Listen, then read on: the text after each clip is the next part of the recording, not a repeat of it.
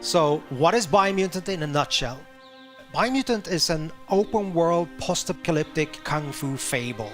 Basically, in terms of structure, it's like Zelda Breath of the Wild, I guess, but the feedback that we've been getting over the years, it's that it's kind of a strange, weird, good mix between Ratchet and Clank, Devil May Cry, Batman Arkham, yeah, and a couple of other influences. So it's truly an open world game, 8x8 kilometers, filled with a lot of weird events and fun things to find. I think the primary thing that we worked a lot with is the control that the player have over the character customization. We have the possibility for the player, to set the attributes, and in Biomutant, that's tightly connected or integrated with the way that the character looks.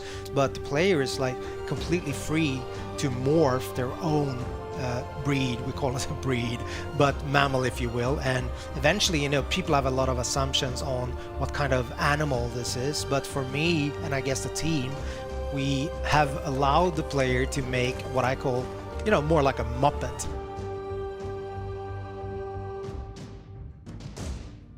And with character customization, it goes all the way down to crafting bits onto your clothes or hats or pants or whatnot.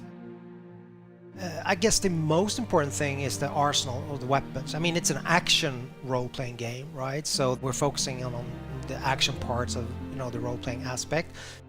Each part that you can find for weapons and gear also comes with like a material, a quality aspect, so they can be more damaged or of a higher quality material.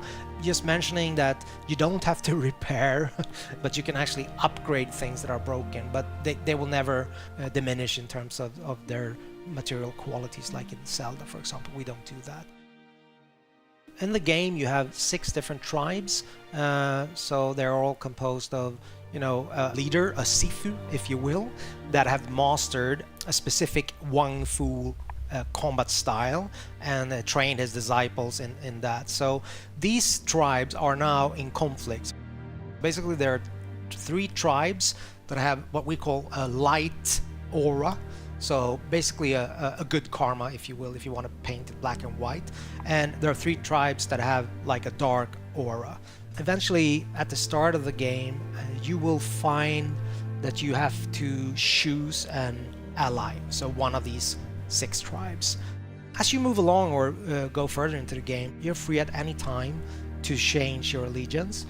But at the start of the game, you choose one of these 2 tribes. And basically, at that point, the state of the world is represented by a huge tree that's at the heart of the 8x8 kilometer open world. So it's a representation of the world either going under or the world surviving. So this is all tied to the tree of life.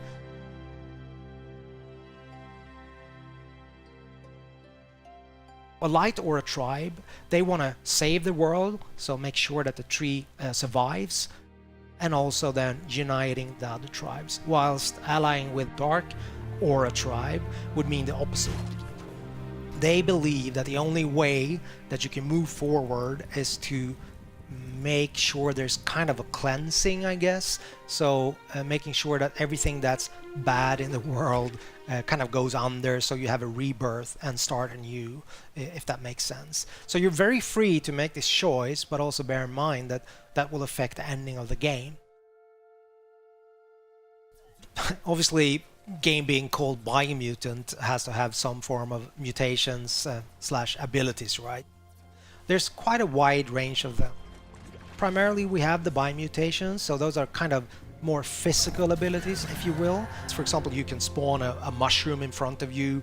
That has multiple uses, if I just use that one as an example, in terms of creative freedom for you as a player.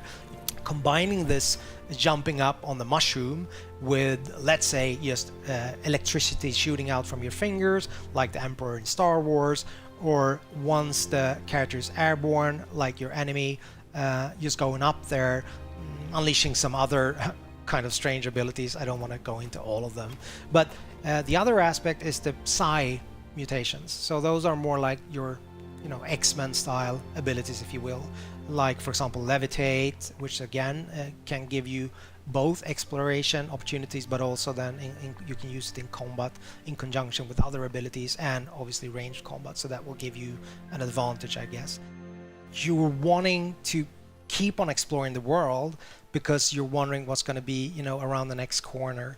And I guess the hope that we have as a group, as a team, is that that's going to be the unifying factor in terms of people playing the game and giving us feedback, that it's notable that the game has a soul or a vibe that is a little bit unique and special. That's my highest hope for the game, I guess.